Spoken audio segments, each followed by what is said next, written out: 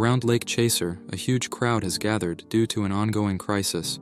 A flower seed washed in from the ocean and transformed into a monstrous, nine-tailed fox residing in the lake's center. This flower abomination, while normally benign, is spreading saltwater, killing nearby fish, and harming workers attempting to enter the water. Immediate action is necessary. Master Ratatouille suggested seeking help from a nomad, known for their skill in handling such situations. However, the nomad was unavailable and sent his wife instead, a girl named Belle. Rumors surround Belle, claiming she was exiled from the city for causing trouble, and the most peculiar part is her lack of animal features, a rarity in a world where everyone possesses some animal trait. Her smooth, human-like skin makes her stand out as a strange sight, leading the townspeople to view her with sussy eyes and impure thoughts. Despite their judgment, Belle is here to help. Introducing herself as Belle Lablac, she explains that she is on a mission from her lover, Master Ken Locke, to delete the floweriness monster. The elder rat expresses gratitude for her arrival and directs her to the dirty tentacle thrashing in the lake's center. Previous attempts to combat the creature had failed due to its tough body and dangerous bits. Belle assumes it might be a Negroni but needs to confirm it herself. When asked if she is willing to slay the monster, Belle confirms, driven by her strange fondness for devouring big, juicy tentacles. Belle readies for battle, dropping her heavy sword on the dock and stripping down to maneuver and slide cancel better. As she charges across the water, a slimy tentacle grabs her, pulling her towards the lake's depths. She breaks free, assessing the monster, and confirms it is indeed a Negroni, though larger than any she had encountered. With her sword at the ready, Belle parries the monster's attack but is thrown into nearby buildings, prompting her to go full berserk mode. She slices through the sticky tentacles, countering its attacks and gradually closing in for a decisive strike. However, when she wounds the creature, it releases a torrent of salt water, causing panic among the villagers trying to save their emeralds. Amidst the chaos, the naughty monster grabs Belle again, but weakened. It cannot hold her. She questions the creature, discovering its desire to return to the sea but being unable to do so, now only able to spread its seeds. Despite her empathy, Belle knows she must prevent it from creating more chaos. She breaks free and finishes the creature off. Returning to the dock, the elder rat thanks her, promising to send her a reward later. Belle requests a seed and tentacle from the monster, revealing her peculiar taste for dark meat. The townspeople, though bewildered, allow it. Belle honors the monster's last wish by tossing a seed back into the water before heading home. At home, she finds her master, Ken Locke, struggling to start a fire. She reports her success, and though Ken congratulates her, his focus remains on the fire.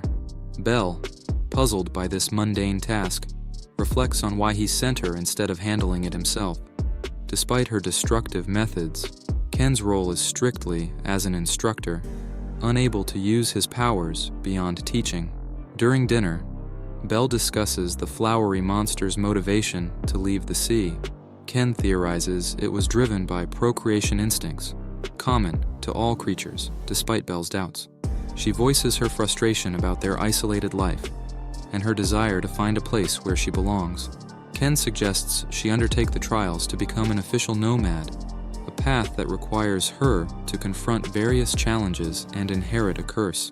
Determined, Belle decides to undergo the trials. Ken explains that curses are a necessary part of a nomad's journey, inherited through blood and unique to the bearer.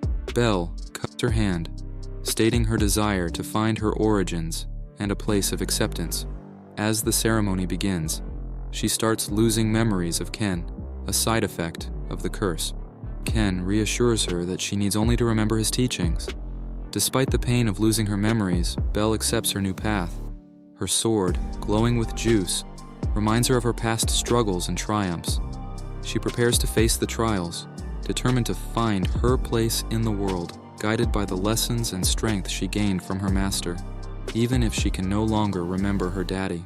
Episode 2 begins with Belle in a cave, examining a rock that resembles a stone egg. She wonders where she's originally from, speculating if her homeland might be in the sky. She longs to belong to a place where she can feel at home. Meanwhile, somewhere unknown, a sinister figure declares that he has found her. The next morning, Belle wakes up in a quartz forest, sipping some strange broth for breakfast. Suddenly, a peculiar and somewhat perverted rabbit appears, startling her. Despite her initial fright, she finds the creature, known as a rabitia, cute. She offers it her drink, but the rabbit chooses to eat her cup instead. Belle then travels back to the castle, where she is met with disdain from the peasants for being a non-furry human. She enters a restaurant to order some chicken and Kool-Aid, but changes her mind and opts for flower tea instead. The man serving her, named Haggis, imparts some wisdom on good and evil. Belle feels mocked and introduces herself as Belle Lablac. Haggis, who introduces himself with a name that sounds like Hagen-Dazs, asks her how well she knows the place, leading to a discussion about politics. Belle declares her intention to become a nomad. Haggis then mentions a conspiracy about the king not being the real king and suggests she reconsider her decision. Suddenly, Belle has flashbacks of Ken Locke and recalls something called Deus Ex Machina, though she can't quite grasp its meaning. Meanwhile, some unsavory characters enter the restaurant and throw in the rabitia, claiming they caught it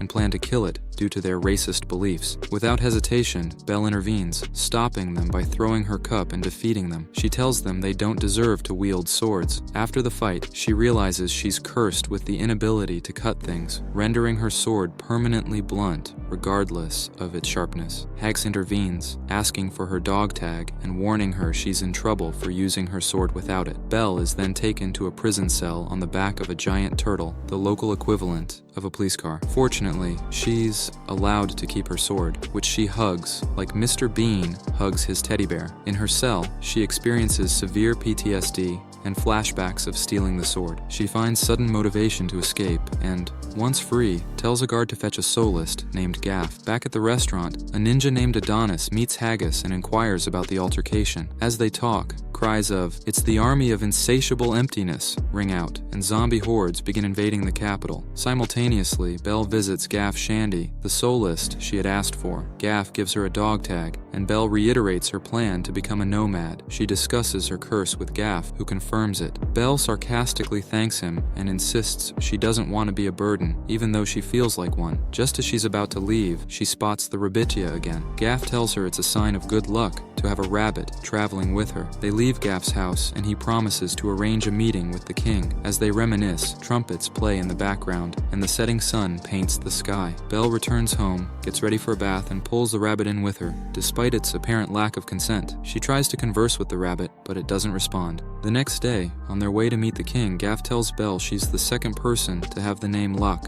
engraved on a dog tag. The only other person was her master. As they approach the door to the king, Gaff briefs her on the castle's 3 main components. He then shows her the cancerous sword living inside of God's tree. Moments later, the king emerges from the tree like a jack-in-the-box and gives a poetic speech. Oddly, he has a face on his stomach that starts talking to Belle, calling her a rude little brat. Belle notices that while the king eyeballs her, the tree does not, which offends her. Gaff informs the king that Belle has finished her exams and is ready to be a nomad. Belle explains why she deserves this title and expresses her desire not to be alone forever. The king grants her wish, but says she must first face a challenge from one of the 4 greatest champions, a soloist known none other than Kir Royale. Comment who you think the mysterious guy at the beginning was, and don't forget to subscribe for part 3.